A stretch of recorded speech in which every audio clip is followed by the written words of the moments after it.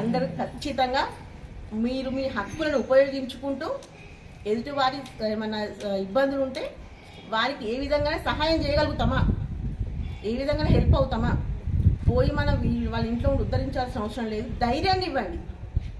ముఖ్యంగా మన మహిళలకైతే చాలా అవసరం అండి.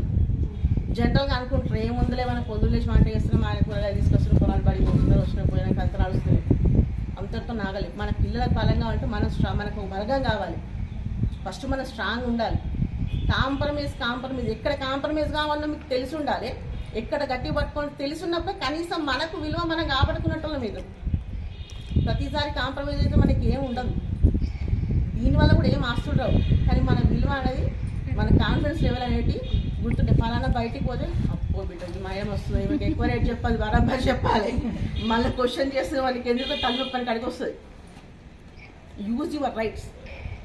అది ఏ విభాగమైనా కానివ్వండి, మీకు సహాయ సహకారాలు ఖచ్చితంగా మన సంస్థ తరపున ఉంటుంది. అందరూ కూడా సహకారం చేస్తారు. మీకేమైనా ఇబ్బందులు ఉంటే ఫస్ట్ ఆఫ్ ఆల్ డిస్కస్ చేయండి, లోపల పెట్టుకోవద్దు. అది ఏదైనా కానివ్వండి, మీ ఇంట్లో అయినా పక్కింట్లో అయినా వెళ్ళి ప్రశ్నించే హక్కు మనకు ఉన్నది. వాళ్ళు అంటారు మీకెందుకులే మాకెందుకులే. ఇప్పుడు స్కూల్లో ఏదో ఫీజుల గురించి చాలా గొడవలు అవుతున్నాయండి.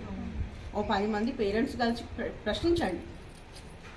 మా స్కూల్లోనే బుక్స్ తీసుకోవాలి, మా స్కూల్లోనే యూనిఫామ్ తీసుకోవాలి అంటే ఒక సంస్థ గురించి చెప్తున్నాను, అదే అని కాదు. ఎందుకు తీసుకోవాలి, బయట తీసుకుంటే మనకు 10 రూపాయలు తక్కువకి వస్తాయి కదా. కాంప్రమైజ్ ఎందుకు అవుతున్నారు మీరు? ఓ 10 మందిని జమ చేయండి, అడుగుండి, క్వశ్చన్ చేయండి. ఇప్పుడు ఉన్నోడే బతికినా పోదు, ఇప్పుడు బతికేటోళ్ళు బతికిస్తే ఏదో షాప్ పెట్టుకుంటే ఎట్లా ఒకటి నడవాలి కదా. ఇప్పుడు మనకైనా కూడా ఎవరి తగ్గట్టు వాళ్ళు కష్టం చేస్తేనే డబ్బులు వస్తాయి. ఎవరి వ్యవస్థ వాళ్ళకి నడుస్తుంది, అంతే కదా. 10 రూపాయలు పోనీ 10 సార్లు పోతే 100 రూపాయలు పోతాయి కదమ్మా. అదే 10 రూపాయలు మన సొంతగా ఒక అమ్మగా కానీ ఒక భార్య కానీ ఖర్చు పెట్టమంటే 100 రూపాయలు ఇస్తే 50 రూపాయలు ఖర్చు పెట్టుకుని 50 రూపాయలు దాచిపెట్టుకుంటాం, అవునా కదా. అదే విషయంలో అన్నిట్లలో ఉండాలి, మనం అన్నిట్లలో చూపిద్దాం. నేను చెప్తున్నా, దానికి పెద్ద ఆలోచన పెద్ద చదువుతో సంబంధం లేదమ్మా. కనీస ఆలోచన, సేవా దృక్పథం. ముఖ్యంగా ఈ సంస్థ యొక్క ముఖ్య ఉద్దేశం సేవా దృక్పథం. దయచేసి మీరు అందరూ దీన్ని దృష్టిలో ఉంచుకొని దేనికి వెనుకకు రాకుండా ముందడుగు వేయండి. దేనికైనా సంస్థ తరఫున పూర్తి సహాయ సహకారాలు అందిస్తారు. ఇప్పుడు వచ్చే మీటింగ్ కూడా మీతో పాటు ఒక్కొక్కరు 10 మందిని తీసుకొని రావాలి. భూపాలపల్లిలో మీటింగ్ ఏర్పాటు చేస్తారు, ఇంకా దాని ఇన్ఫర్మేషన్ లేదు. అట్లా జస్ట్ నేను చెప్తున్నాను.